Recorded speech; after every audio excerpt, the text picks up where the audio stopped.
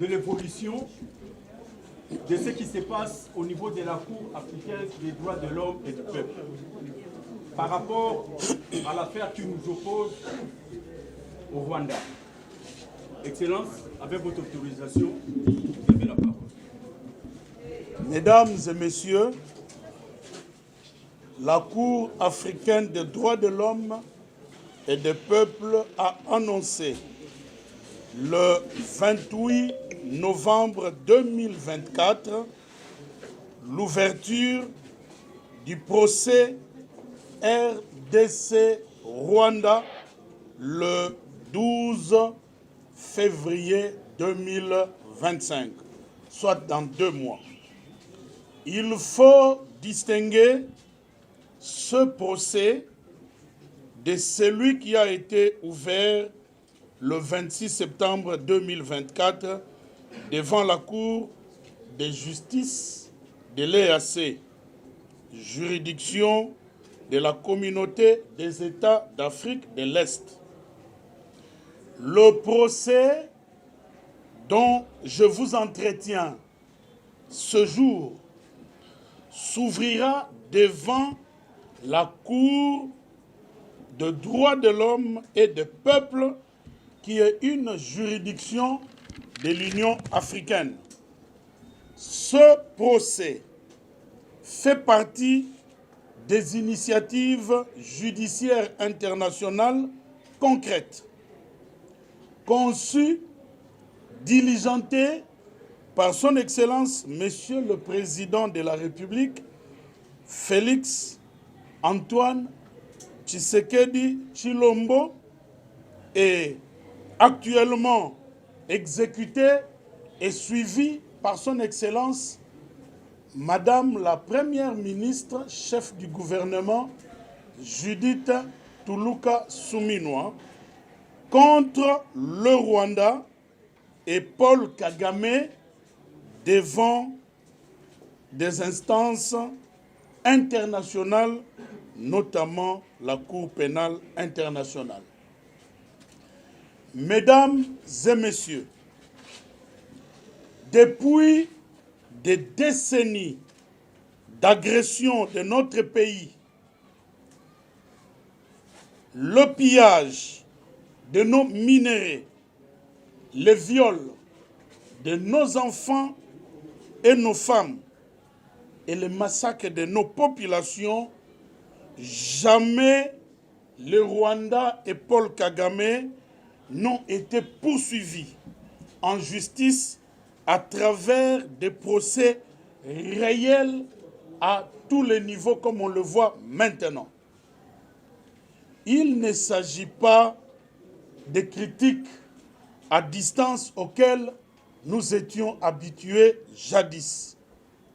Aujourd'hui, il y a 3 procès en cours contre Paul Kagame et le Rwanda grâce à l'action, la conception de son Excellence, Monsieur le Président de la République, Félix Antoine Tshisekedi Tshilombo. À la Cour de justice de l'EAC, à la Cour africaine des droits de l'homme et des peuples, et maintenant à la Cour pénale internationale. Plutôt à la Cour africaine des droits de l'homme et des peuples. Je me demande, maintenant que les procès sont ouverts et que les juges sont en train de travailler sur l'agression de notre pays par le Rwanda, des exactions commises sur notre territoire par le Rwanda et Paul Kagame, je me demande si ce procès ne se clôture pas avant 2028, qu'est-ce qui va se passer?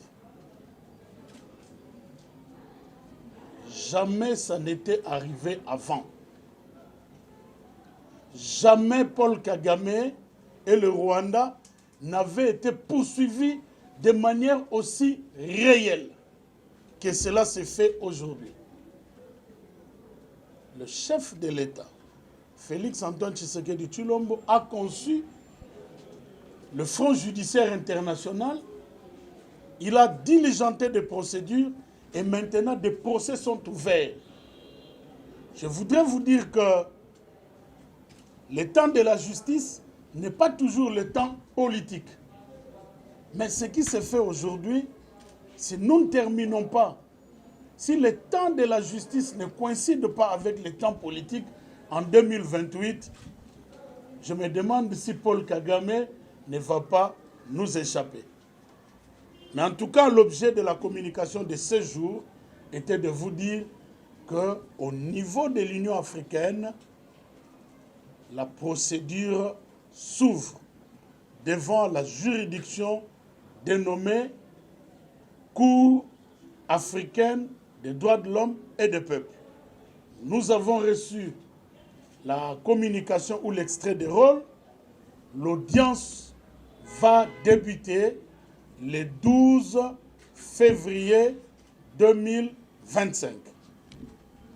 Pour les surplus, je voudrais profiter de cette occasion pour donner le bilan du ministère de la Justice depuis l'arrivée du gouvernement souminois dans le secteur du contentieux international. Lorsque le gouvernement a été investi, nous avons pris l'engagement de suivre tous les dossiers qui étaient en cours dans le secteur du contentieux international, c'est-à-dire d'État à État. Et de l'autre côté, nous avons pris l'engagement de lutter pour que l'État congolais ne soit plus condamné à payer des sommes exagérées comme c'était le cas avant, à la suite des procédures biaisées. Nous sommes à la fin de l'année, c'est-à-dire que du travail que nous avons abattu sur instruction de son Excellence, Madame la Première ministre, chef du gouvernement, Judith Toulouka Souminois, et la collaboration avec son Excellence, Monsieur le ministre d'État, ministre de la Justice et garde des Sceaux, Constant Mutamba Tungunga, nous avons réussi à faire avancer toutes les procédures qui existaient déjà, au point où, vous le constatez, c'est chaque mois qu'un procès s'ouvre contre le Rwanda et Paul Kagame. Et de l'autre côté, nous avons réussi à bloquer les procédures qui arrivaient avant à faire condamner l'État congolais à payer des sommes. Il n'y en a pas eu jusqu'ici un seul, pas un seul procès qui a abouti à l'encontre des intérêts de la RDC. Aucune procédure, aucune condamnation depuis maintenant 6 mois. Je voudrais insister et le dire de manière vraiment claire que nous ne sommes que des exécutants et nous avons trouvé ce que le président de la République avait conçu lui-même et qu'il avait déjà lancé. Et nous suivons pour que le tout se passe pour les meilleurs et qu'il puisse avoir raison de nous avoir nommés dans ce ministère et d'avoir nommé la première ministre Judith Souminois à la tête du gouvernement. Et voilà les résultats que nous avons aujourd'hui. Je vous remercie. Merci.